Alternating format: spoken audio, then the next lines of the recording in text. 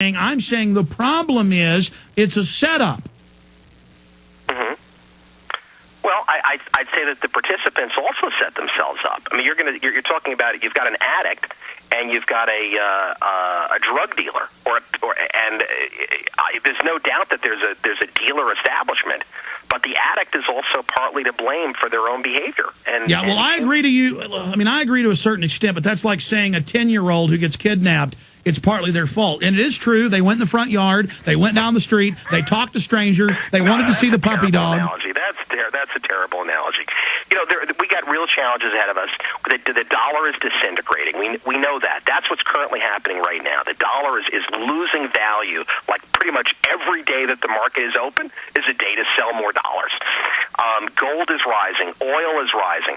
And it's not just the dollar that's weak. It's also the currencies in the United Kingdom, and it's also the other westernized nations, because none of these countries are really viable going concerns. We don't export anything, and we can't produce things. Globalism did this to us. Tax incentives to move overseas. I'm sorry? I know, but we were set up. We were pushed into this. Big government did this. Well, I think it's just it's kind of a cycle of how societies run. I agree with you. How high is gold going to go? Good question. It could absolutely go through the roof. I mean, it could go $2,000, $3,000, $4,000 an ounce. It's hard to say. The trend is up. And what is it trending towards over 2,000? The next 12 months? Hard to say.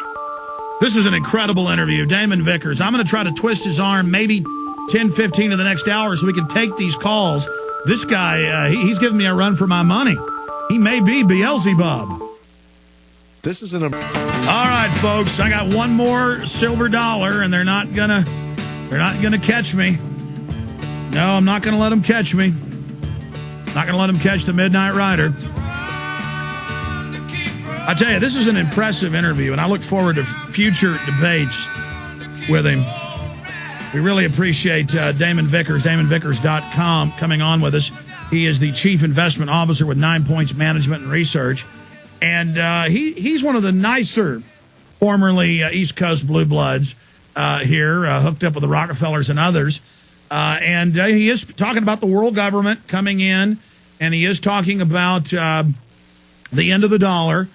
And we're going to, when we start the next hour, take your calls for all of you that are holding Shanky, Andrew, Karen, Anita, and others. But just briefly, we were talking during the break. You're saying, look, I grew up in a Buddhist monastery or lived in one. I'm not Beelzebub. That was a joke. I apologize. I just meant you speak with a silver tongue, and I understand it's a very convincing argument. But are you saying world government is a foregone? My dad left Goldman Sachs, gave up all of that, gave up the Brooks Brothers, gave up all that stuff, and I would sit and meditate with my father at 5:30 in the morning.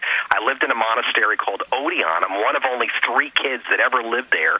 It's on 1,100 acres, and it's a Tibetan Buddhist monastery, like, for real. And what they're all about is trying to alleviate human suffering. So all of us would agree that suffering is something that we want to avoid, and that we don't like seeing others.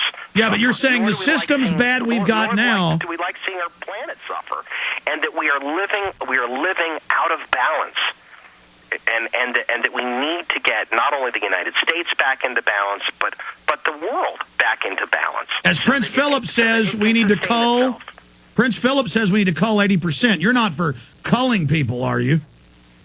No, I'm not for culling people, but on the other hand, you've got if you're a West Indian down in the Caribbean, you think it's your right to have 28 kids, and they do. I've met them, and it's not sustainable.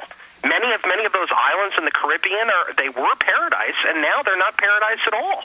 Well, let me ask you this then. Let me ask you this. Here's the deal. They can't feed themselves, and they're running out of space. It's horrific.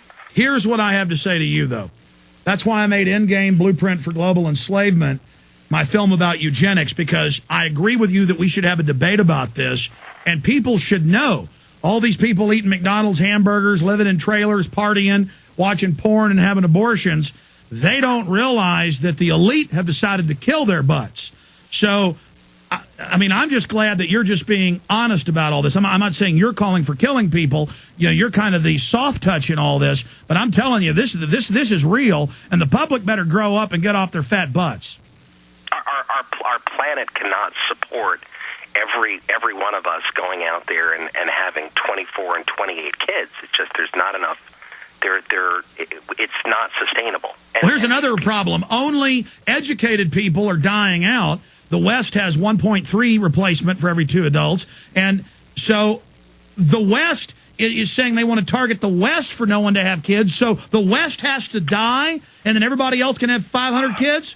No, nobody needs to be targeted, but we need to recognize and come into common understanding and belief about what our relationship is to one another, and what our relationship is to the planet that we live on, and try to live responsibly. And having 16 and 28 kids is not responsible. I think all of us could agree to that. Wouldn't you agree to that, Alex? But the minute you don't let somebody have 10 kids, then you can't have 2. Okay, and there are nations that believe it's their right to deforest their rainforest, but these are the lungs of the planet. Should they be allowed to do that because it's their sovereign right? Well, the nations, that's the oil companies. And Al Gore owns Occidental Petroleum. He isn't calling for stopping that. He wants to tax what plants breathe. That's what I mean, is that we're just evil. And no matter what we do, it's going to hell in the handbasket. And all these globalists have these great reasons we should sell out to them, but that brings more destruction. Stay with us. Thank you for listening to G. All right, we're going right to your calls, but Damon Vickers wanted to make one more point before we do it. Go ahead, sir. No, I just wanted to say, I mean, I am for people, and I'm for joy and happiness and love to be in greater abundance on this planet. And to do that, I think we have to elevate our consciousness to realize that we're all connected, and that we're all a part of the same family, the human family, and we have to respect one another. And sometimes the only way that you can actually even get to that point is through some type of a crisis or an event that brings us together. But Al Gore, they're now saying, is our global priest, president of the world. That's in the newspaper today. Let me tell you, my discernment... I don't think he has enough charisma, quite frankly, to be that, but okay. This guy that sold us on NAFTA and GATT now wants me to pay carbon tax that this apple breathes to him, so I'll be safe. I mean, I'm just saying, this guy's the head of the New World Order. I ain't buying it. I doubt that's true. A giant demonic Nelly. Yeah.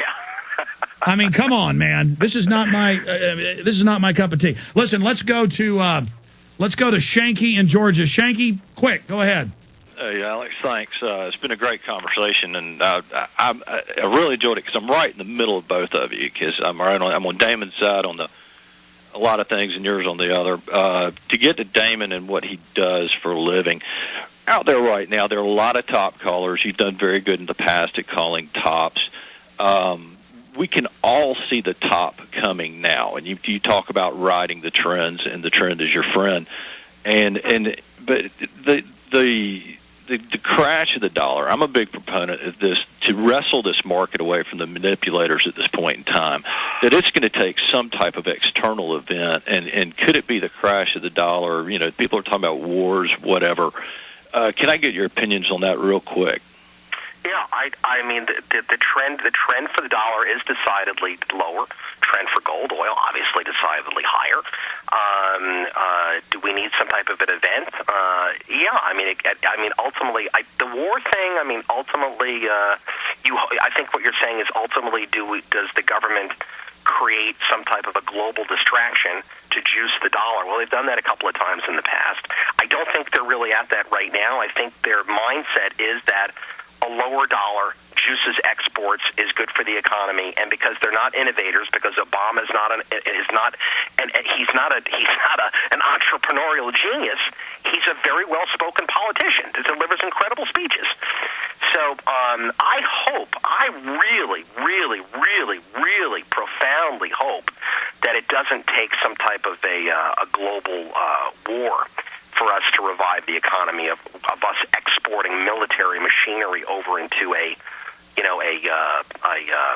kind of an apocalyptic. But the Rand Corporation is saying that's what they need, and that looks like where they're moving the next 2 years with Iran. I hope not. I really hope not. Damon, you bring up a key point here, though. The numbers are in. Manufacturing's down, even with a weaker dollar that should boost it. That doesn't bode well for the White House strategy. No, it doesn't work. Destroying the dollar, inevitably doesn't work. There's an end game, and the end game is that you don't have a currency at all. And then that replaces 90% of its value since 1971. So, and that gets replaced with SDRs or a basket of currencies or a new global cashless thumbprint system.